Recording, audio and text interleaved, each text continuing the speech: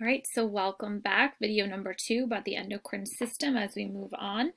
Um, I do want you to take a moment to go through all of your endocrine hormones again if you feel like you need a minute to recognize those. Um, and what we're going to do is we're going to look at this chart here about the communication from the anterior pituitary to those endocrine organs, and maybe those endocrine organs secondary hormone release to their target. Okay, so as we talk about this release from the hypothalamus, we're talking about either anterior pituitary or posterior pituitary release. The posterior pituitary release of the ADH and the oxytocin going to have their target organs very clear, little bit of a more direct pathway. The ADH, or the antidiuretic hormone, is going to travel to the kidneys and help to control water release through the urine. Oxytocin will have control over contractions. So the uterine contractions during delivery, the contractions of the mammary glands, and the production of milk, and also the ductus deferens and the prostate gland in males' reproductive pathway. The anterior pituitary is a little bit more complicated. As we said, that those releasing hormones are going to dictate the release of the hormones from the anterior pituitary. When the anterior pituitary hormones are released, they will then be acting on other endocrine organs.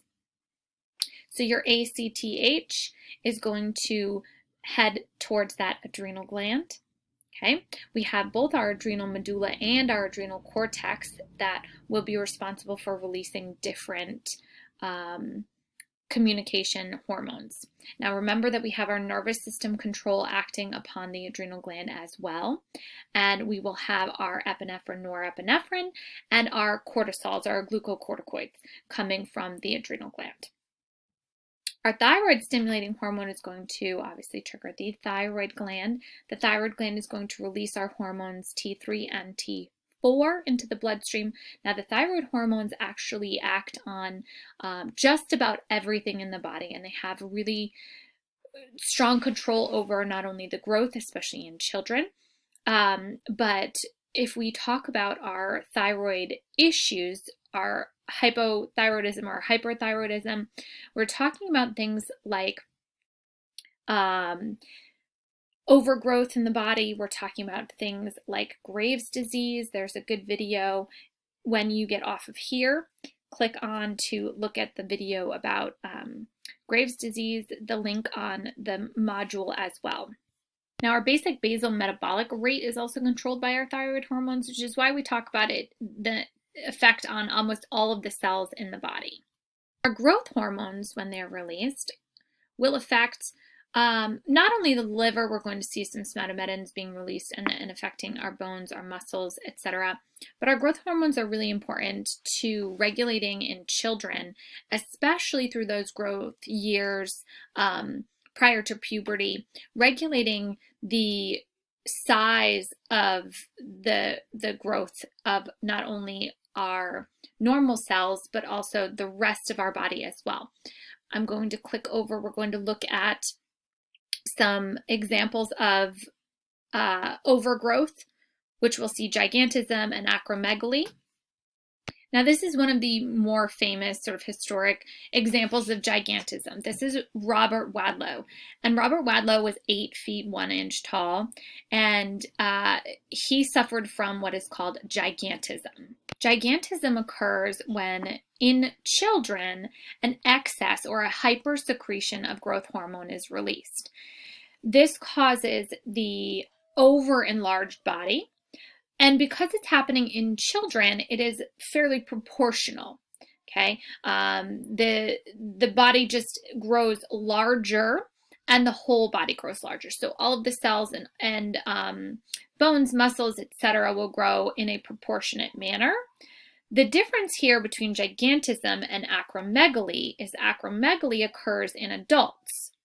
There's an over excess of secretion or hypersecretion of growth hormones in adults, you end up with these over enlarged areas like the face. You can see here, this is an MRI of somebody with acromegaly. And you can see that the bones and the tissues of the face are overly enlarged. In acromegaly, you will also see over enlargement of the hands and the feet, sometimes the legs, because as adults we've stopped growing already. We're not seeing the same type of gigantism, but yet an overgrowth of certain parts of the body. This is going to be the opposite of dwarfism. Dwarfism is going to occur when there is an under secretion or hyposecretion of growth hormones in the body.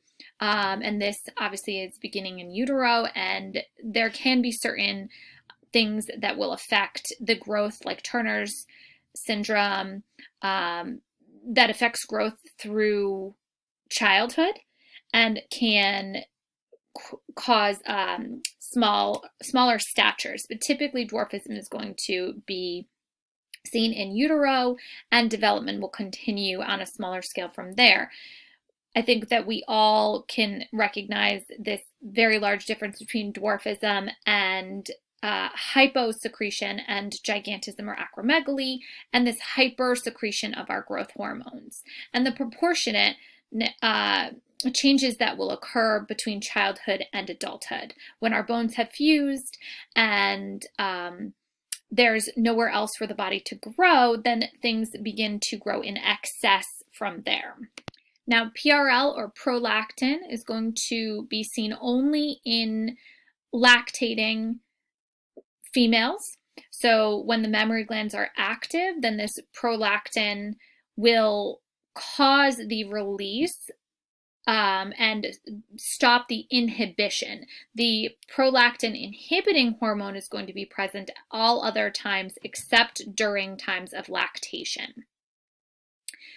Your FSH is going to be your follicle stimulating hormone, and that is going to act on the testes and the ovaries. So we're looking at our gonads here, and the release of our secondary hormones, which are going to be our sex hormones like testosterone, estrogen, progesterone, for example.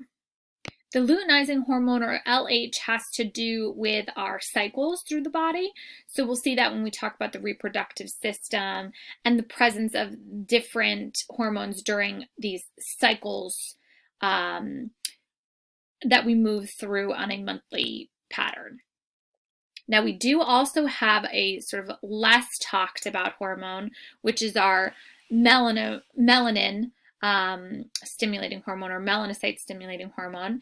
We do obviously have these melanocytes that are producing our skin, hair, eye color, for example, and the stimulation of melanocytes will trigger the production of melanin to be stored in the melanosomes and then released into our keratinocytes, and that will affect our skin, hair, and eye color as well. So I hope you still have your lab manuals out. I want you to pause here, and I want you to go and answer question 6 and 7 and 8 from your review sheet, page 405 and 406. That will be the end of this little segment. We are going to cover the histology of the endocrine system after your mapping exercise. So your mapping exercise, similar to your gingerbread man from last year. Draw a body, print a body, whatever works for you, do a printout, and you're going to map the endocrine organs. This can be a little bit tricky because when you look at the body from different perspectives, your endocrine organs may not be visible. So remember that your head does need to be turned to a lateral view so that you can see that sagittal view of the hypothalamus and pituitary. Otherwise, it's a little bit challenging to draw it in from that perspective. And upload that onto the module on the assignment there.